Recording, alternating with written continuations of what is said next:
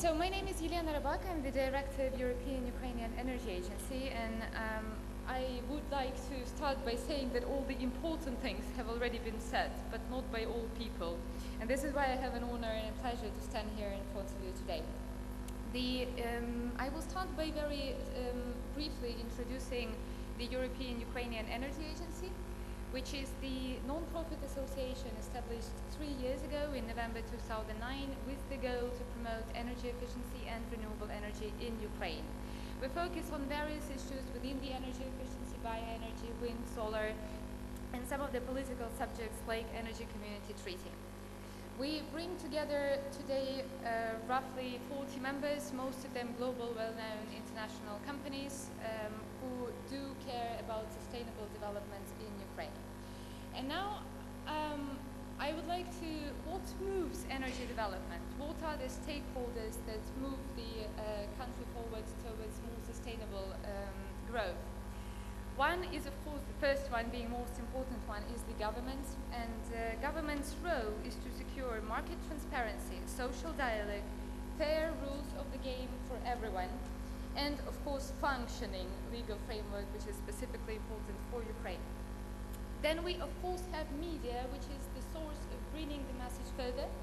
Media like scandals, crises, problems, but at the same time they look for expertise and the information about new technology and the experience of those countries that already succeeded in the reforms.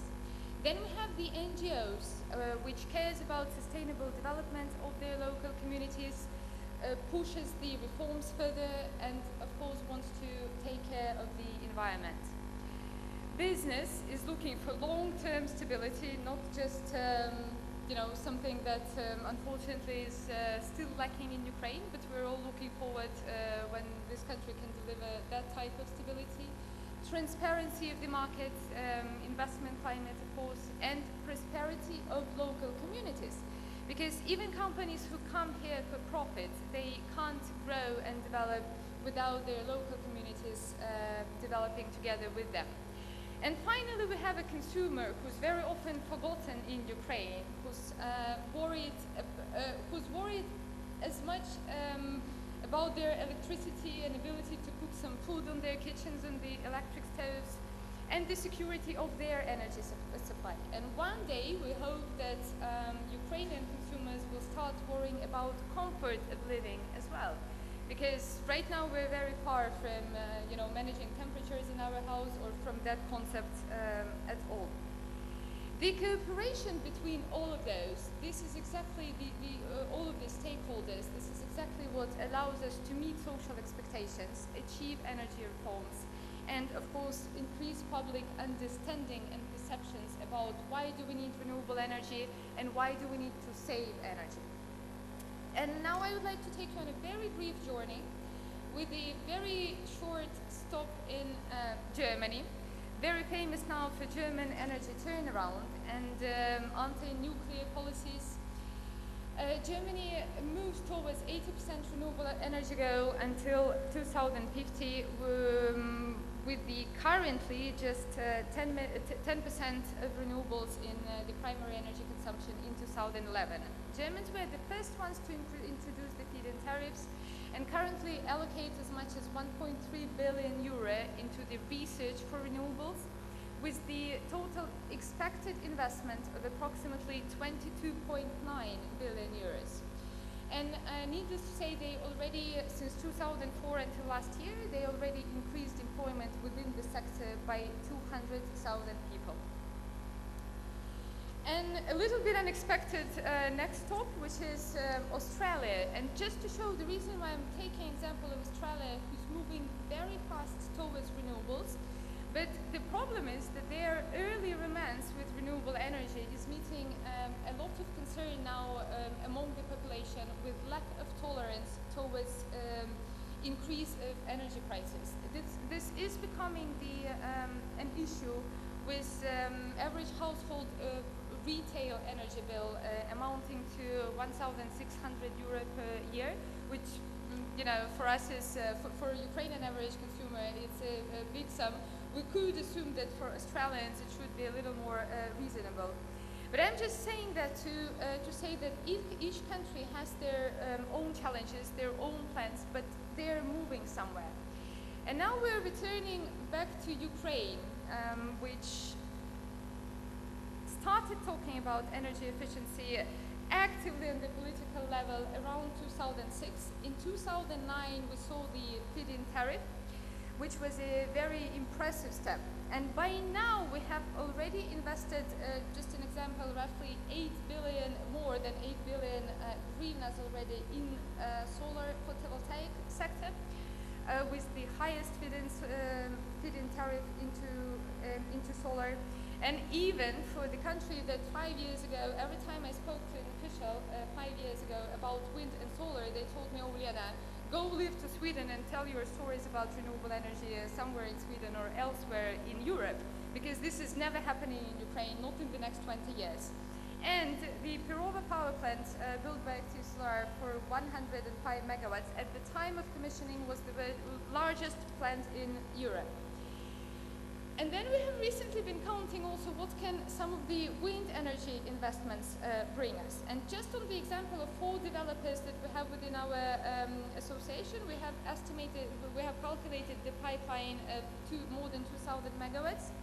The capital requirement of 3 billion euro, a little more, estimated tax payments of 3.5 billion euro, maybe not so much employment within wind, but what's even more important is the social infrastructure, and this is exactly Crimea who's gonna, or most of these, all of these actually projects are in Crimea. As I call it, in the middle of nowhere, you know, with fields, these communities who will, over the next 20 years, benefit from at least 23 million investments into the social infrastructure by the companies in frames of their corporate social responsibilities. Finally, oops, and then we have energy efficiency, which needs enormous amount of investments, and this I assume has already been said, but it's roughly 1 billion investment needed into the to increase the energy efficiency by half by 2030, which is a World Bank estimate.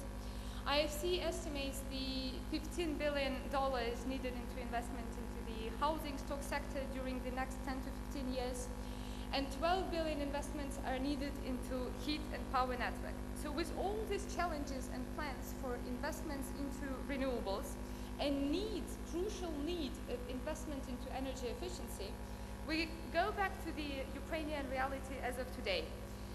The energy strategy of this country that was recently presented is very questionable as a document. It created, during the past half a year, enormous amount of debates among the civil society and media and experts, but we're fighting for it.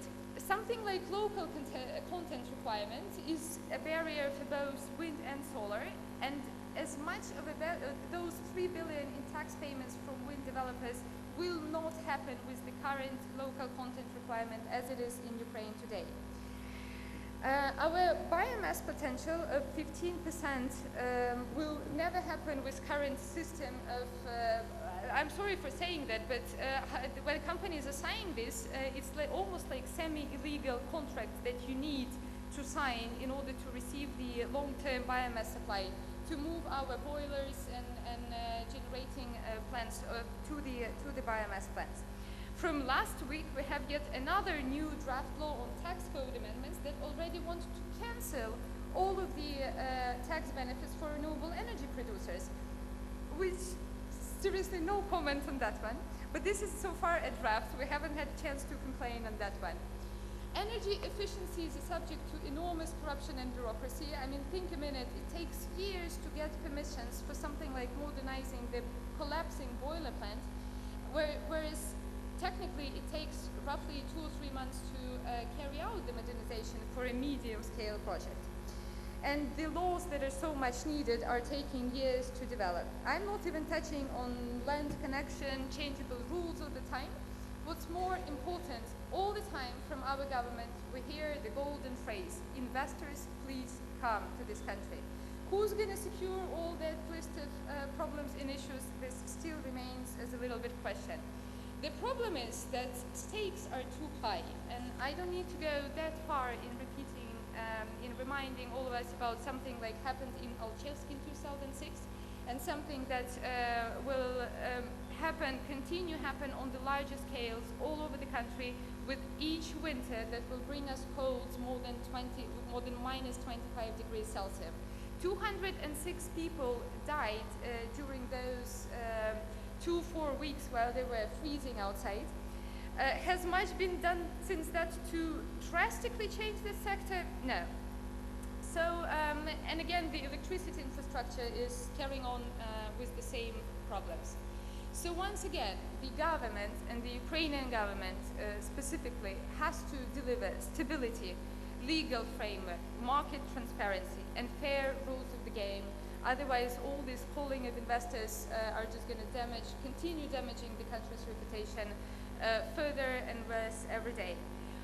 Even more required is the constructive dialogue with the civil society, business, and consumers, because especially civil society and business are ready to support the government in reforms. And we can't forget that media, especially those present in Ukraine, I always say that this is a key tool for delivering that message to the key decision makers. With this, I thank you very much for the attention, and I'll be happy to answer questions if any. Thank you.